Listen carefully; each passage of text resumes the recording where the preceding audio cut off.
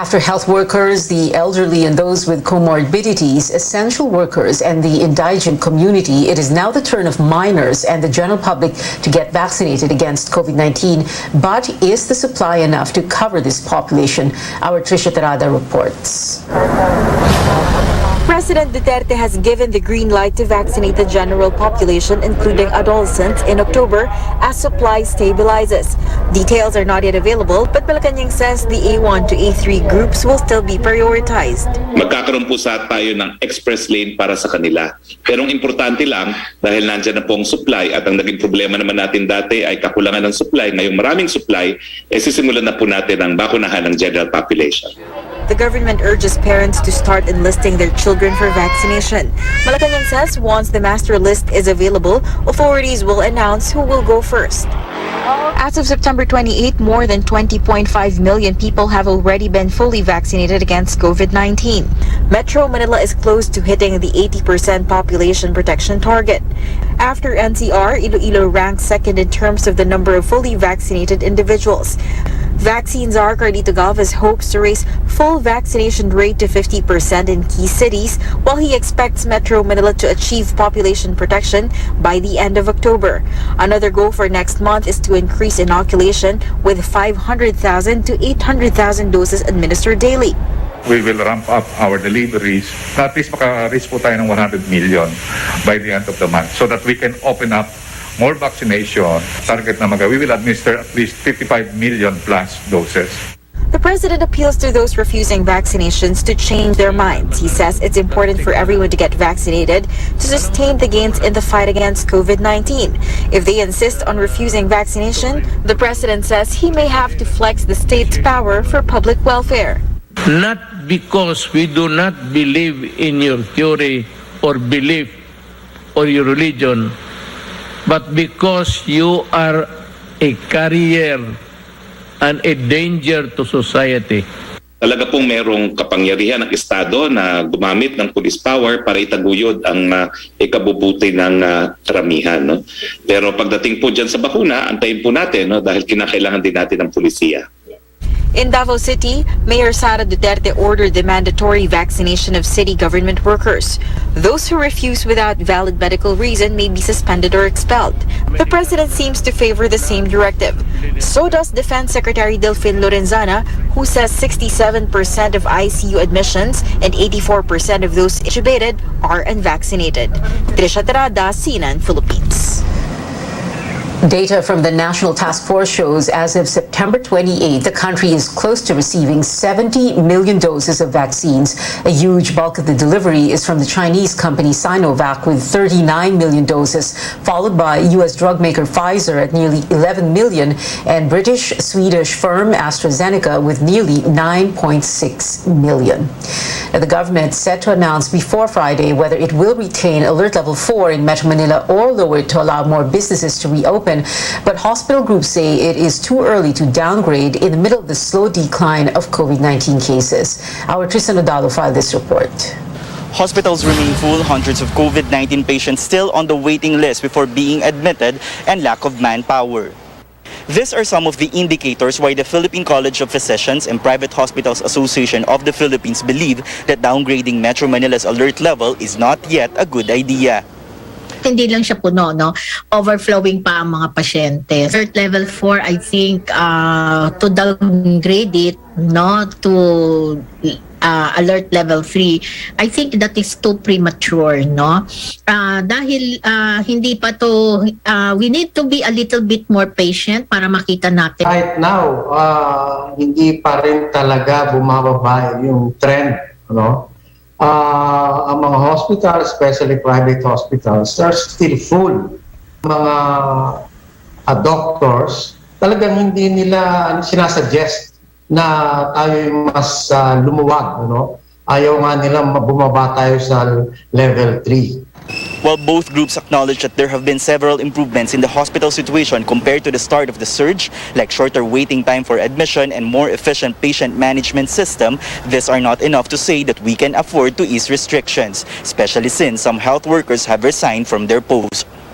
And then yung ating mga nurses naman, marami ang nag-resign because they are planning to to go abroad. May mga nag-resign, yung iba naman ay na mga hinar ng DOH, no, ng ating government, hindi naman nag-renew ng kanilang kontrata.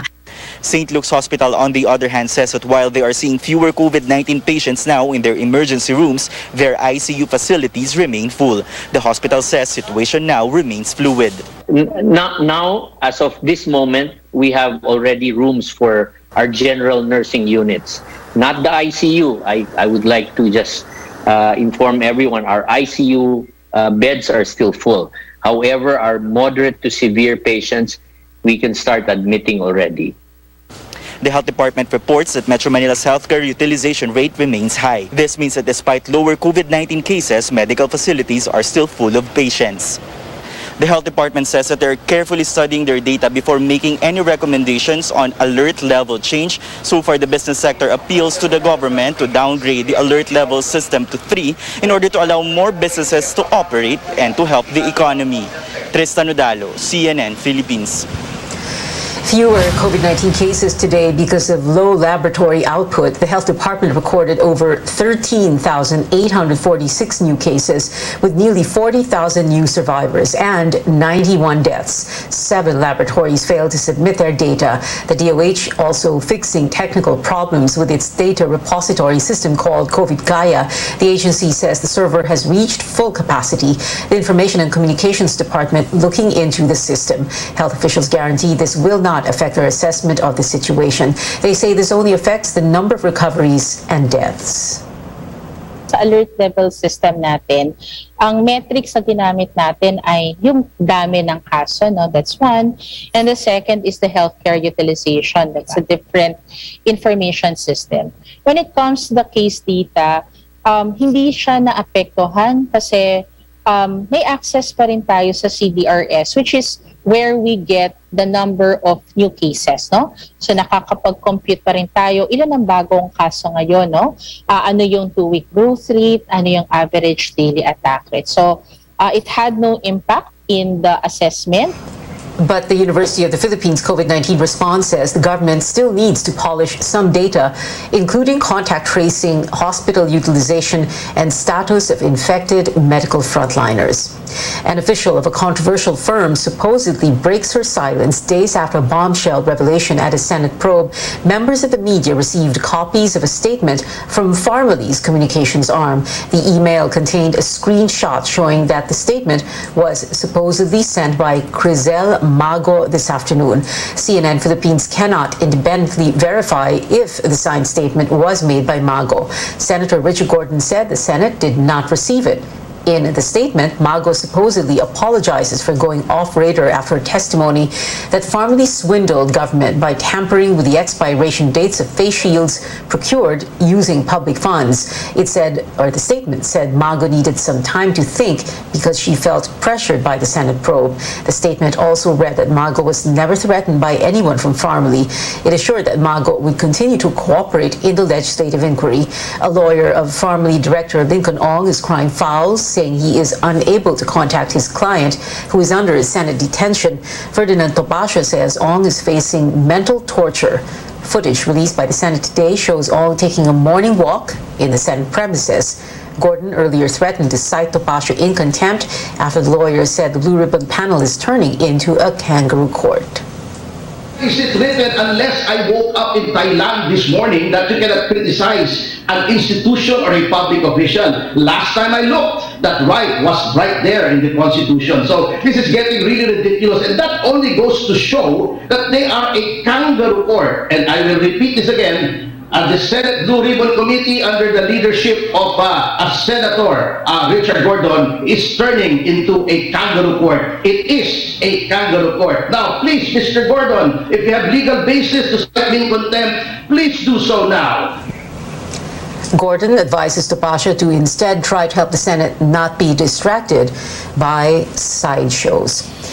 Coming up on News 9, more bodies retrieved following a tragedy at a waterfall in Cebu, and lawmakers are confident the COMELEC will heed calls to extend the voter registration period. Details next. Stay with us.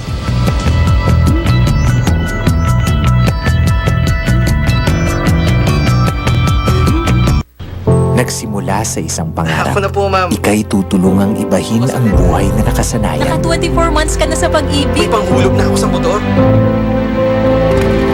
Uy, bagong motor! Gagawa ng hakbang para mapaghandaan ng forever. Ingat ka, ha? At harapin ang bukas nang may maaasahan. Simulan mo na ang forever mo ngayon. Fund your forever with Pag-ibig Fund. Register today!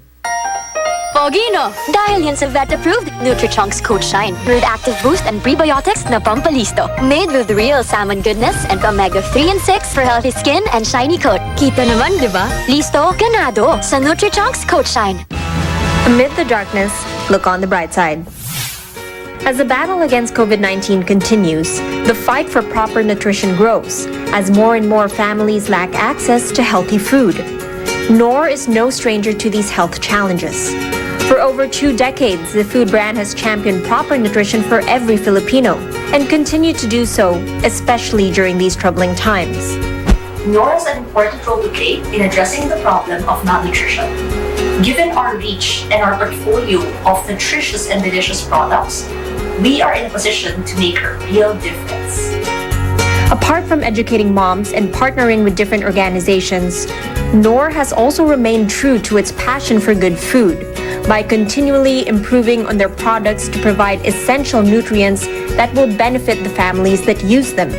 From its Knorr Sinigang sa Sampalok Mix Original that now contains vitamin C, to the popular Knorr Broth Cubes that are now also a source of iron.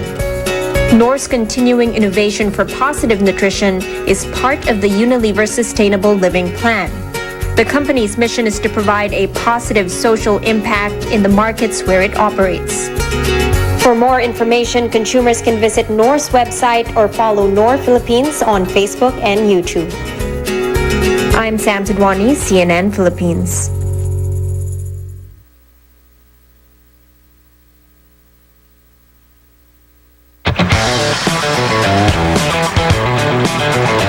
I have about an hour before my next appointment, so I'm going to stop by my regular auto care center and get the car checked up, maybe even an oil change.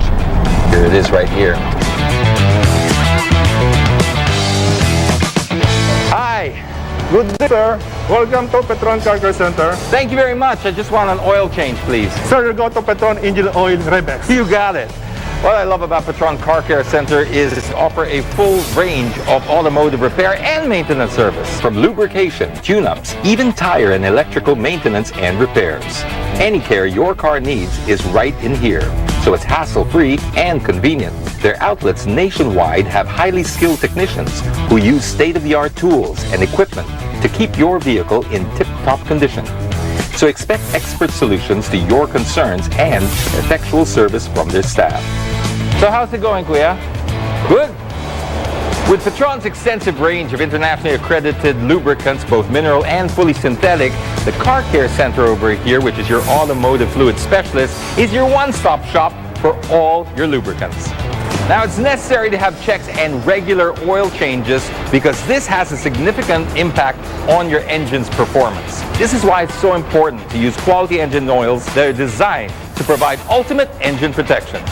Formulated with dynamic cleaning technology that promotes superior engine cleanliness for a more efficient and longer engine life, Petron Rebex is my top choice. It has an outstanding oxidation resistance to keep your car's engine healthy and perform exceptionally good.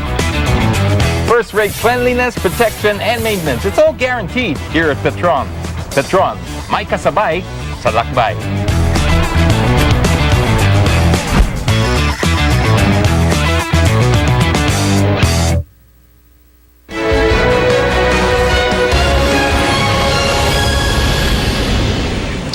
Welcome back to Newsnight, where we go above and beyond the headlines. The death toll in a tragic flash flood in a waterfall in Cebu rises to 3. Authorities said they recovered 2 bodies along a river early this morning. They were identified as 32-year-old Jacel Alastra and her 7-year-old daughter. The 2 had been missing since Sunday afternoon. They were among several enjoying a day out at Tinubdan Falls in Katmon town when a flash flood happened. The area was earlier eyed as a tourist destination, pending guidelines for its opening. A probe is underway to find out how people were able to access the falls.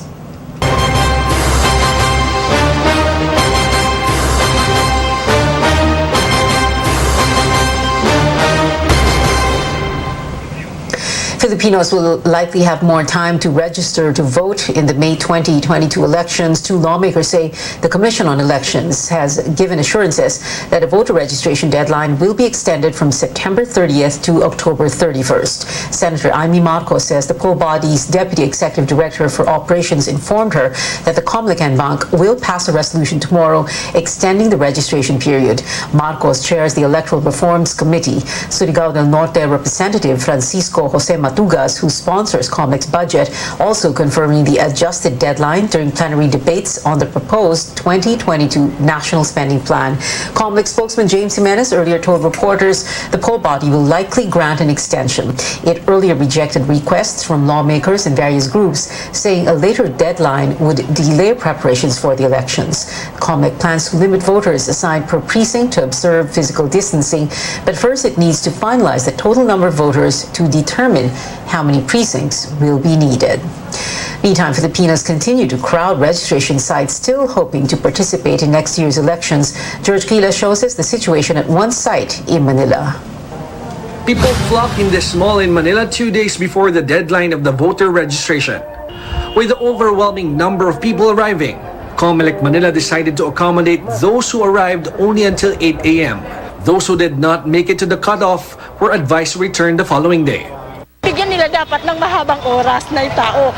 Kahit nila 200, bigyan nila ng lahat para matapos kasi interesado mga tao lahat lumoto. Yung mga inabutan namin ng cut-off, ang ginagawa po namin sa kanila, kukunin namin yung pangalan nila, i-interviewin na rin ng kaunti, tapos pag nakuha na po namin yung pangalan, ipapalista namin para bukas may appointment sila. It's a totally different scenario inside the mall. People enjoy the comfort of their seats in an air-conditioned area like the movie theater. Police and mall guards ensure that basic health protocols are followed. Bagamat gusto naming irehistro lahat, pero hindi na rin po kaya ng mga katawan ng mga taga-field office. Pamula po nung naglunsad kami ng mall registration, halos 12 oras na pong nagtatrabaho yung mga empleyado sa field. With the public demand to extend the voter registration, election watchdog NAMFREL joins the clamor for COMELEC to extend the registration for another 4 weeks. I think this is sufficient already to handle the deluge of applicants to the various satellite voting centers and COMELEC offices. NAMFREL says there are around 74 million Filipinos who are 18 years old and above come elections 2022, but only around 62 million are registered voters so far. George Cahiles, CNN Philippines. The Liberal Party unveils its initial senatorial slate for 2022 with familiar names seeking re-election. In a statement, the LP said it nominated incumbent Senators Francis Pangilinan and Laila de Lima and former Senator Bam Aquino during its virtual National Executive Council meeting. The party also passed a resolution endorsing Senator Risa Ontiveros from Akbayan and human rights lawyer Chel Diokno as guest candidates. Pangilinan, de Lima, and Ontiveros earlier announced their bids for re-election. Diokno will give it another run after losing in 2019, while Aquino has yet to announce his plans. The party passed a resolution granting Vice President Leni Robredo full authority to initiate talks and create a united national slate of candidates for President, Vice President, and Senators. Robredo earlier called for a united opposition to challenge administration bets next year. A legend in literature passed away this morning. Bienvenido Lumbera, a Palanca awardee and National Artist for Literature, died at 9:14 a.m. today of stroke complications. He was 89 years old.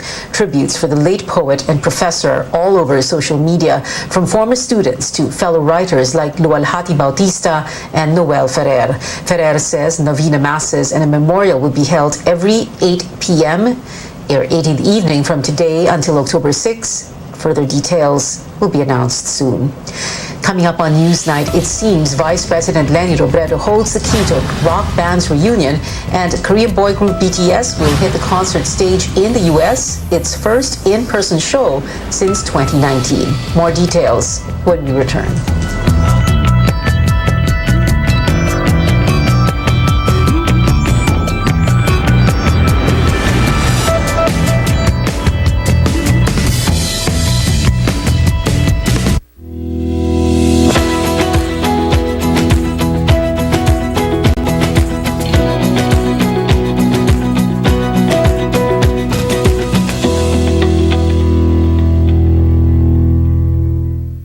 Muna na po ako.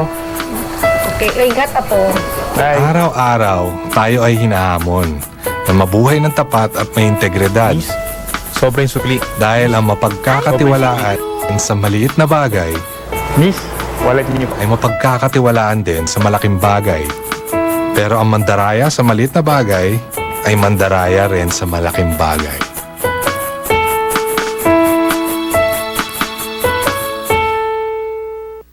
When the world was changing for photographic film, we helped change the world as a pioneer of the digital age.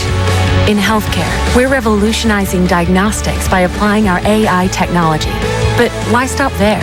When we can focus our AI and IoT expertise on business innovation, helping tackle some of the toughest challenges in the workplace. When it comes to innovating for a healthier world and a more sustainable society, we'll never stop. Fujifilm, value from innovation.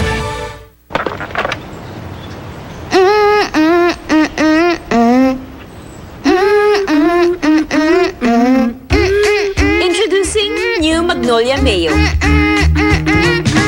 May choice ingredients na tatak magnolia. At may tamang blend ng tamis-asim sarap. To make kids go, Try nyo, new Magnolia Mayo. Hinahanap-hanap na mayo sarap.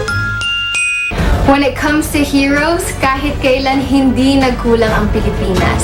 Mga taong matapang, lumalaban, at bumabangon kahit may kinakaharap na problema. O yung mga tinatawag nating never say die attitude.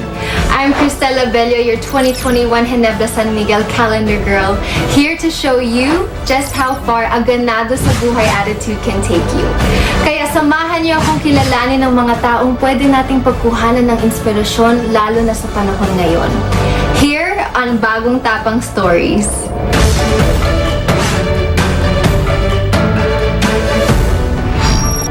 Comes at the most unexpected time from the most unexpected places.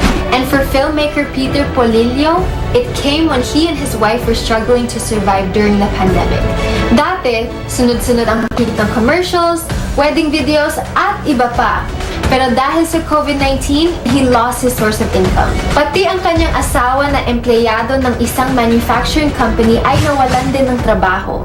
While others might have given up, Peter did not. Ginastos niya ang kanyang savings.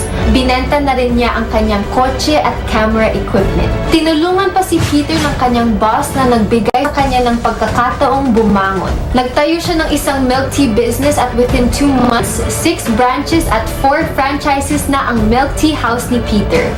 Nagbigay si Peter ng trabaho sa mga out-of-school youth at iba pang hindi makahanap ng pagkakakitaan sa oras na ito. He also started the 10 Drinks, 10 Hospitals project na nagbibigay sa COVID-19 frontliners ng libreng milk tea. With just a little bit of help, Peter went from being in debt to being a success story. Everywhere in the Philippines, there's an unsung hero whose story is just waiting to be told. Just goes to show that even in our day-to-day life, anyone can embody that bagong tapang spirit. I'm Cristela Bello, your 2021 GSM calendar girl. See you next time for more stories na nagpapakita na kahit may bagong hamon sa buhay, may bagong tapang sa One Ginebra Nation.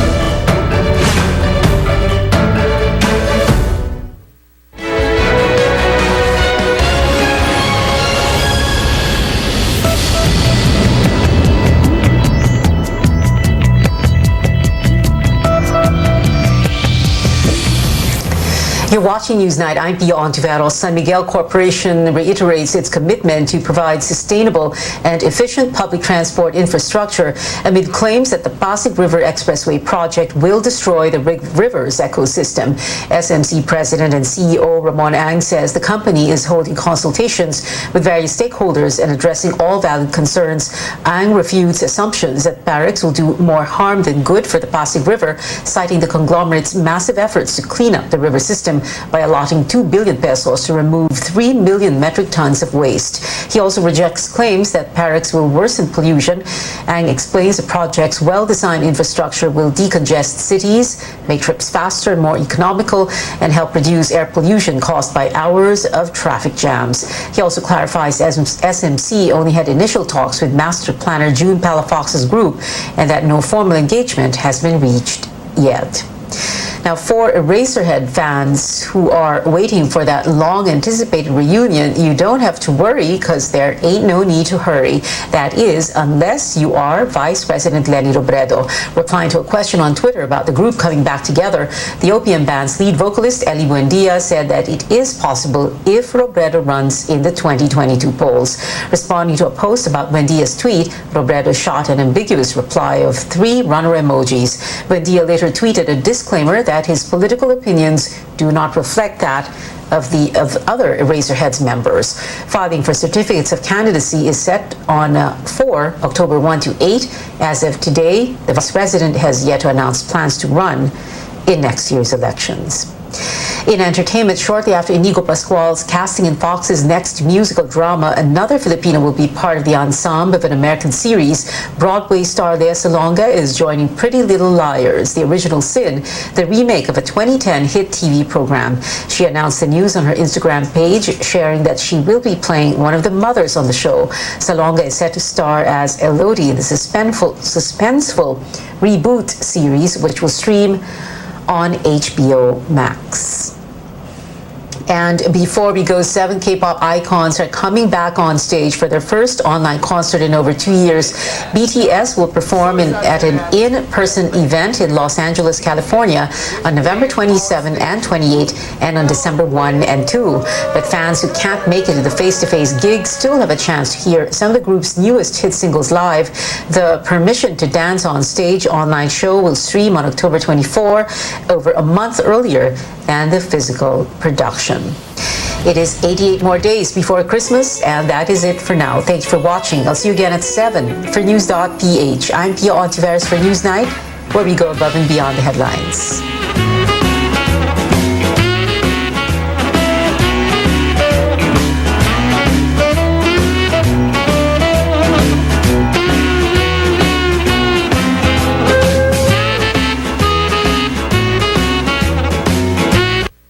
This program is brought to you by...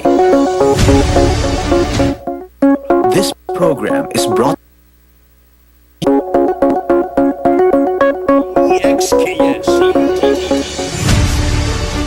Kini ang simbianan sa RPN, Radio Philippines Network, DXKS. DXKS 1080, ang inyong Radio Ronda. 5,000 watts nagsimbiya sa ikatulong andana sa UFCO Lim Building, Borromeo Street, Dakbayan sa Surigao. RPN, Radio Philippines Network, DXKS 1080, ang inyong Radio Ronda.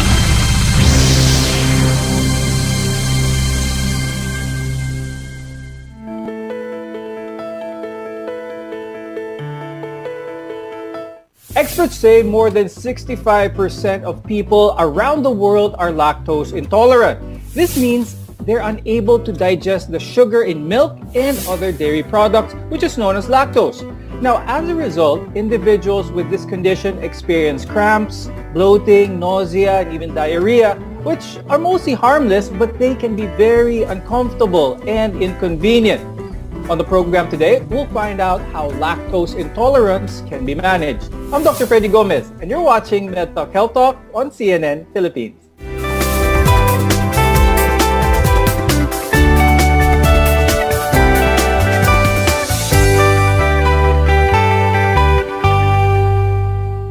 There are some people who have digestive problems after drinking milk, eating ice cream, or dishes with cheese, butter, or even heavy cream. That's because their small intestine or their gut is unable to produce a specific enzyme whose job is to digest the sugar in these dairy products, making them lactose intolerant. Let's welcome our guest for today. With us is Dr. Suzette Coherman, who is a gastroenterologist from the Makati Medical Center.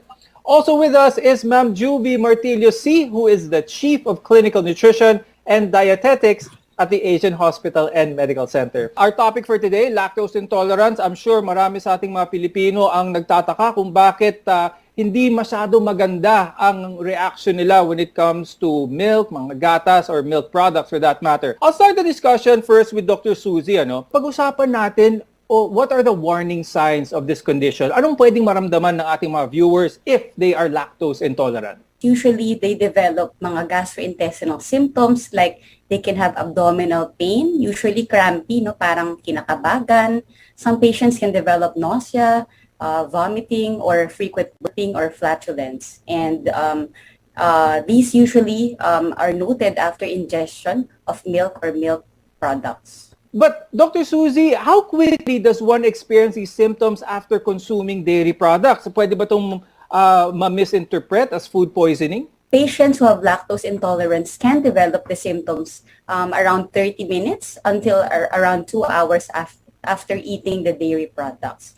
And sometimes the severity of the symptoms can also depend on the amount of lactose that they ingest or that they drink. So if very minimal lang yung amount that they were able to drink or ingest in their diet, then the symptoms could be very mild, like maybe only bloatedness. However, if they ingest a lot more food that contains more lactose products, then the symptoms can be more severe. Pagdating sa mga tao na prone to lactose intolerance, meron bang group of people na mas mataas ang likelihood na lactose intolerant sila? Literature would say it's common depending also on the race. No, so tayo, Asians, are actually more common to develop lactose intolerance. Ma'am Juvie, can people actually develop lactose intolerant over time? Kumbaga habang tumatanda sila, doon lang nila nararamdaman ang simptomas ng lactose intolerance. Meron kasi tayong enzymes na tinatawag na nagbi-breakdown ng milk sugar. So kasi yung katawan natin, kailangan lang ma-absorb ang glucose. So kailangan i-break yun na wala tayong minsan kulang tayo sa enzymes na yon or lactase para sa milk sugar. So habang tumatanda, nababawasan tayo ng lactase. So nagkakaroon na rin tayo ng lactose intolerance. So meron din namang related sa disease, yun yung tinatawag nating yung celiac disease or related sa mga intestinal diseases na nagli-lead na rin sa lactose intolerance, yung mga complications or mga signs and symptoms. And meron din sa mga kids or infants na it would be congenital and developmental. So yun yung may talagang total absence ng lactase. So kaya nagkakaroon tayo ng mga lactose intolerances depende sa mga reasons or root cause. Ngayon, Dr. Suzy, is it possible to actually sensitize your gut or pwede bang ma-outgrow itong lactose intolerance? According to some studies, yes. We can also do sensitization, like you can try to ingest small doses of lactose in your body, and usually some patients are able to tolerate small doses of lactose and they are able to tolerate it with minimal or no symptoms. Dr. Suzy, explain natin itong process na to, no? What happens but exactly to the body kapag merong isang taong kumain ng let's say ice cream, for example, or uminom ng gatas? Ano ba yung nangyayari sa katawan? It just means na kulang sila nung lactase na enzyme. And the lactase is usually found in our duodenum or small intestine. So without any lactase, the lactose which is found in the milk or dairy products is not digested. Yung lactose is fermented or metabolized by our intestinal bacteria. And the intestinal bacteria, when it ferments the lactose in the colon, this produces yung mga gas dun sa ating bituka. That's why we develop cramping, abdominal pain, and also yung unabsorbed sugar from the lactose is also causing increased flow of water into the intestine. That's why some patients can also have diarrhea. Ma'am Juvie, you mentioned this a little bit earlier, no? How there could be a number of reasons kung bakit ang katawan natin isn't producing enough lactase. Pag-usapan ulit natin yon para maliwanagan yung ating mga viewers with this. Related po talaga, may mga by genetics po yan sa family, kung talaga pong inherited po yung condition ng lactose intolerance. Meron din po yun as mentioned na sa infant pa lang, because of during pregnancy, nagkakaroon tayo ng late ng production ng lactase or enzymes. Meron naman, as we grow old, meron naman tayong normal level ng lactase to have this role na mag-breakdown ng lactose natin na kinakain natin sa mga milk and dairy products. Pero because of our age, talagang nagde-decline ang production ng enzymes. While your lactase production can decrease over time, it's possible to be born actually with little to no lactase at all. Now, this is a rare type that's passed on from generation to generation called congenital or developmental lactose intolerant. Dr. Susie, is this common in the Philippines? What does a patient who does not have lactase at all, what type of symptoms will they have? This is what you call yung congenital lactase deficiency. Actually, this is a very rare condition. So, and it's characterized by an absence, meaning wala talaga silang lactase activity in the small intestine. So, they don't produce lactase at birth. So, these are most common sa mga babies, syempre, because it's congenital. Even as early as infants, they already present with lactose intolerance. And sometimes these patients develop failure to thrive because of the deficiency. No? Hindi nila matolerate yung mga milk from their mommies. If you notice the telltale signs of lactose intolerance after drinking milk or having dairy, it might be time to schedule a doctor's visit. Now, we'll tell you what to expect and the best ways to prevent lactose intolerance when we return. So stay with us on MedTalk Health Talk. We're your partner in healthcare. This is CNN Philippines.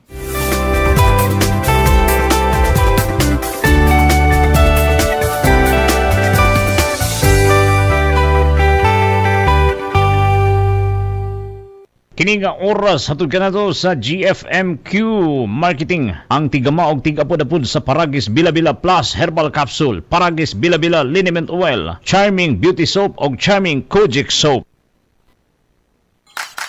Uy, adunay siksing babae nga, padong rin siya ko.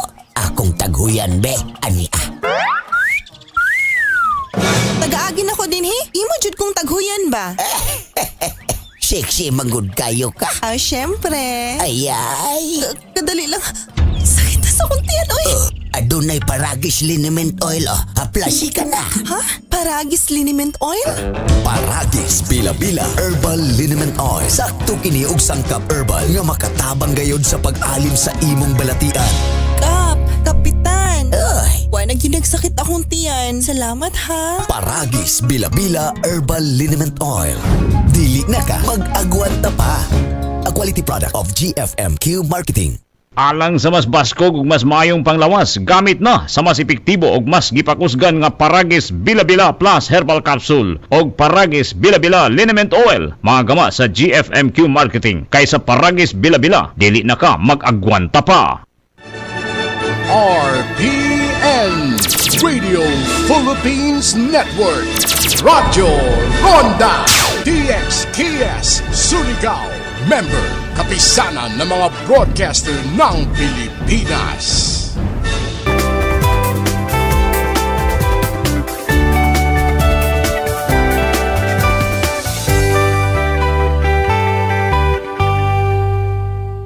I'm Dr. Freddy Gomez, and this is MedTalk Health Talk on CNN Philippines. Now, many adults experience bloating, cramps, diarrhea, or even vomiting after drinking milk or eating milk products. Today, we'll walk you through what you need to do about it. Let's discuss pag-diagnose ng lactose intolerance, because the first step, as recommended, is to try cutting it from your diet. Now, if your symptoms ease after a day or two, it's more likely that you're lactose intolerant. And your doctor can confirm this diagnosis with actually a few tests. Pag-usapan natin yon na Dr. Suzette, kung ano ba ang if you have a suspicion of your patient being lactose intolerant, what are some of the definitive tests for this?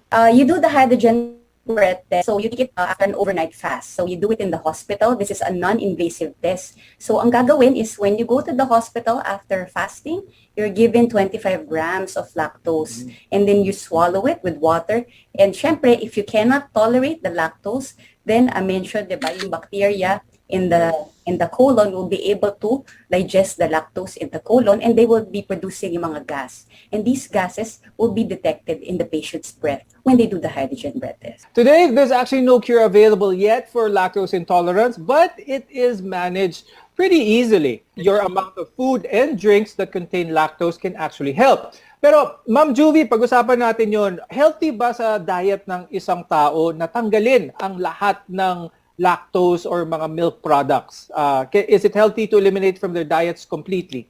Lactose is a part of a healthy eating lifestyle, a part of a good composition of a meal, a balanced diet. Kasi when we say lactose, this could be coming from milk and dairy products. And other nutrients could be more component of calcium, phosphorus, kasi yung lactose is a good source of protein din. So, pag sinabi nating lactose, andyan yung milk and dairy products, and it's a case-to-case basis, of course. It's so unfortunate na tanggalin talaga yung lactose sa diet natin. Now, taking calcium and vitamin D supplements are one of some of the alternatives to this, ano? But, Ma'am Juvie, play natin sa mga viewers yung difference nito. Is this a good replacement? We still need the supplements to provide the calcium sources natin.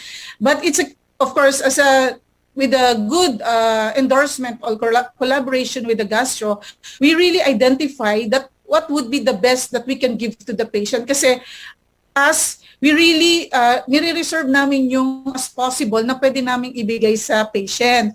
So as identified, for example, if it's due to aging, so we can have a specific amount or allowed that we can give to this type of patients or age group.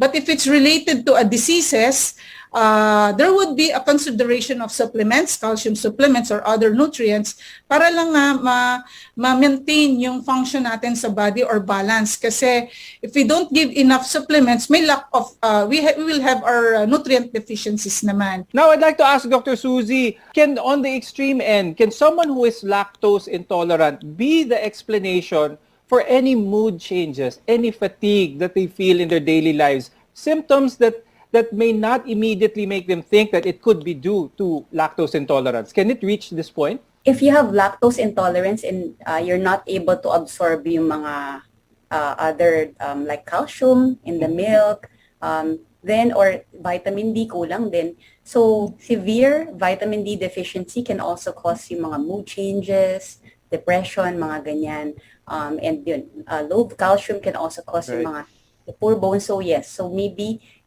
if you're presenting with symptoms of that and you're having some bowel changes or bowel discomfort, especially when you eat dairy products, then maybe better seek a consultation with the doctor, especially a gastroenterologist, so that you can be worked up properly regarding yung possible of lactose intolerance. Now, learning how to manage your lactose intolerance begins with your diet. We'll talk about what foods to avoid and the best alternatives when we return. We want to be your partner for a lifetime of good health, so stay with us here on CNN Philippines.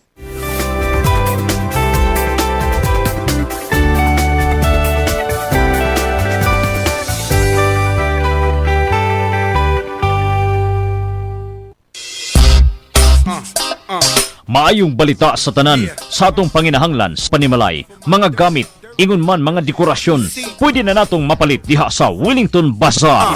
Anausab sa Wellington Bazaar ang mga bestidahon, karsunison, plain t-shirt, plastic chair, floor mat, mantel, banig, folding bed, habol, mosketero, trapal, lideret, basketball, stuffed toys ug mga dulaan sa bata. Ang Wellington Bazaar ana magalagad kanato sa Dalan Kaimo ning Dakbayan sa Surigao. Wellington Bazaar, gikan sa mga kawani og tigdumala sa Wellington Bazaar. Mayong adlaw alang kaninyo. Wellington Bazaar, sukion ta sa kanunay. Health Alert. Akong benepisyo nga nakuha sa kugon kapsul, dakan ko gibati, haway akong likod, buton. Sukan nga nakasuway ko nga kugon herbal kapsul. Okay magayo, mga iskasimana na ako nga pag-inom. Okay tayo ako ang mamatin na. Hard worker gyud ko. Di ka ako na litay batiyon, sakit-sakit sa kalawasan. Kan nga nagagamit ko ning kugon herbal capsule.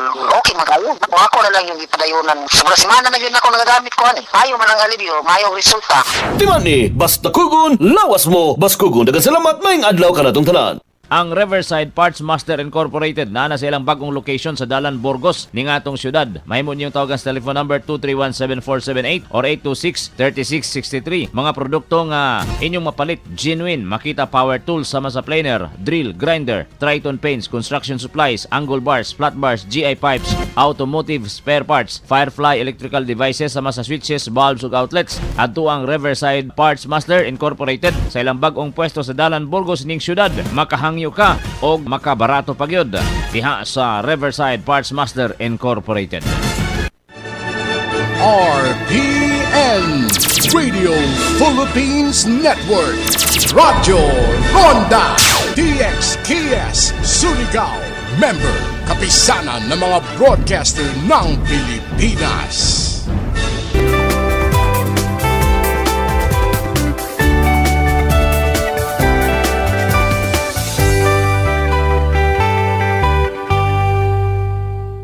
I'm Dr. Freddy Gomez and welcome back to Med Talk Health Talk on CNN Philippines.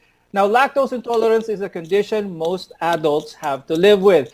There's actually no way to prevent it effectively, but while those living with the condition can consume some dairy without symptoms, there are alternative ways to get your daily dose of calcium as well as vitamin D. Now, we'll take a closer look at what foods you should eat and avoid for a lactose-free diet. Talk about supplement to start this off, specifically those lactase enzyme tablets. Are these tablets effective? Should our viewers take this if they are lactose intolerant? So there are commercially available preparations for enzyme replacement, like tablet form or a liquid form. And these patients who are lactose intolerant can try taking, these supplements every time they eat food that contains lactose. However, you have to keep in mind that it's not as effective na 100% because sometimes hindi din siya porque na you took these enzymes automatically no symptoms at all.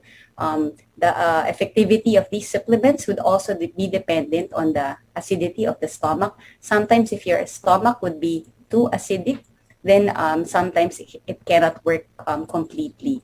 That's why I still advise my patient, the best pa din is to try to limit the lactose products that you're taking. Let's talk about naman yung foods to avoid kapag nalaman natin na you are indeed lactose intolerant. Ma'am Juvie, let's remind our viewers kung ano ang mga pagkain na ito. Now, what should our viewers avoid kapag lactose intolerant sila? On the food that contains lactose. So in layman, we have just read milk and dairy products. Yan po ay nagko-contain ng lactose. So we have to avoid that gradually or it depends on the intolerances.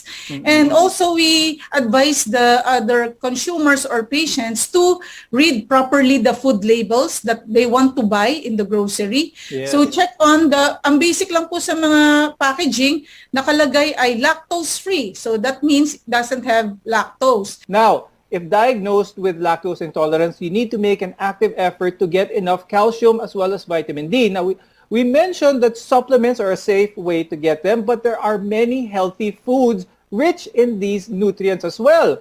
Ma'am Juvie, pag-usapan naman natin yon. Let's give our viewers some ideas kung ano ang mga pagkain na rich in vitamin D and calcium na hindi naman milk products. Andiyan yung mga seeds, mahilig sa mga nuts like almonds. If other patients are affordable to buy yan, it's a good source of calcium, yung mga nuts. But we can also consider yung mga seafoods or yung mga fish with soft bones, mataas po yan sa calcium. At sa mga mahihilig na kumain ng gulay, yan po ay very lucky po sila. They have a good source of calcium or vitamin D, yung mga dark leafy vegetables like broccoli, mga kangkong, petchay. So that would be very affordable na kahit na lactose intolerant tayo, makakakuha tayo ng ibang sources po ng calcium. Dr. Susie, how about advice for your viewers when it comes to not just what to do if they are lactose intolerant, but overall gut health? It's very nice to eat, eat a well-balanced diet. Make sure to exercise also because that also, stimulates yung ating digestion. So if you're prone on sitting lang, syempre, most patients, they really feel bloated or constipated. So movement, exercise, balanced diet, and a regular checkup with your gastroenterologist. Remember, when it comes to lactose intolerance, each individual is unique. Learn how much dairy you can eat and drink without feeling any symptoms. Try smaller servings at first, and you can gradually increase from there. Ultimately, though, you need to listen to your body and what it actually needs. With that, I'd like to thank gastroenterologist Dr. Suzette Coherman and clinical nutritionist and dietitian Ms. Juvie Martillo C. for guiding us on today's episode. Here on MedTalk Health Talk, we hope to give you the knowledge and care that you need. I'm Dr. Freddy Gomez. We'll see you again next time. Stay safe, everyone.